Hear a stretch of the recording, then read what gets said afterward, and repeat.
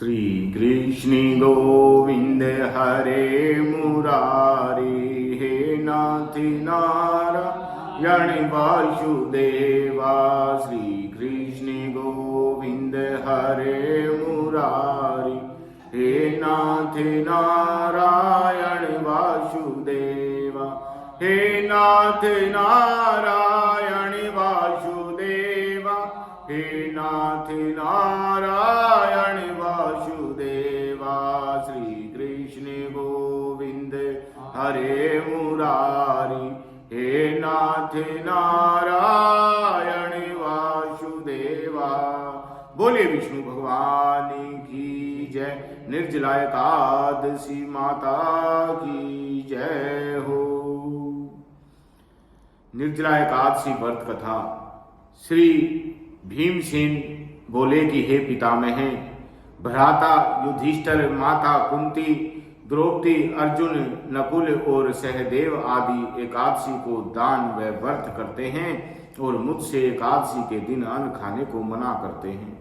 मैं उनसे कहता हूँ कि हे भाई, मैं भक्ति पूर्वक भगवान की पूजा कर सकता हूँ, परंतु मैं एकादशी के दिन भूखा नहीं रह सकता।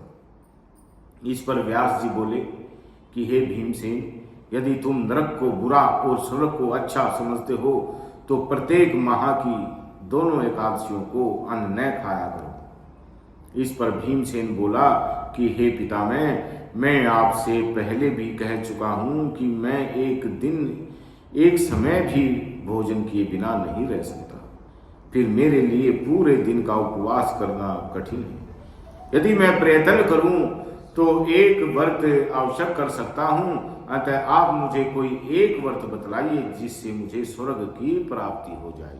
बोले विष्णु भगवान की जय।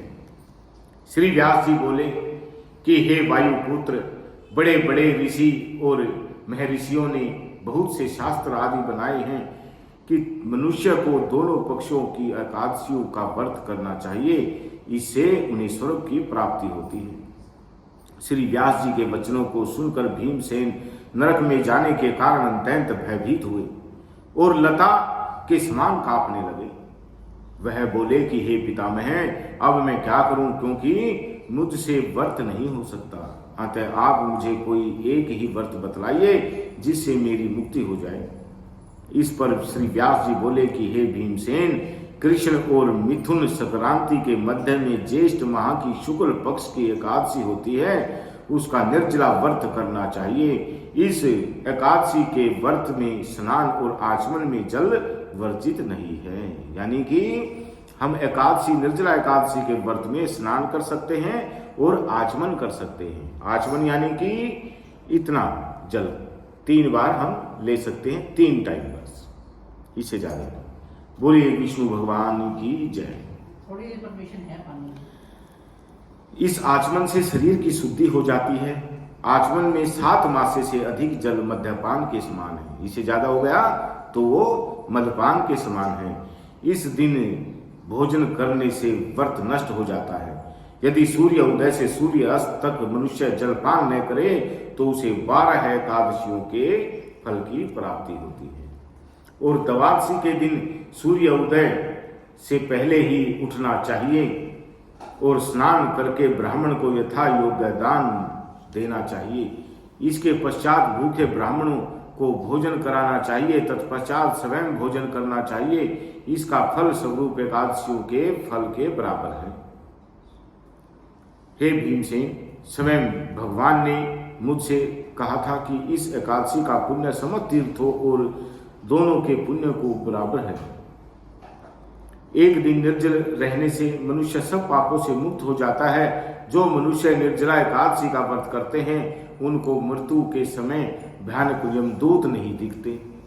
उस समय भगवान विष्णु के यमदूत स्वर्ग से आते हैं और उनको पुष्पक विमान पर बिठाकर स्वर्ग ले जाते हैं।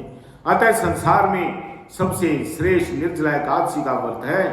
अतः यत्न पूर्वक इस एकादशी का निर्जल व्रत करना चाहिए और श्री ओम नमो भगवते वासुदेवाय मंत्र का उच्चारण करते रहना चाहिए।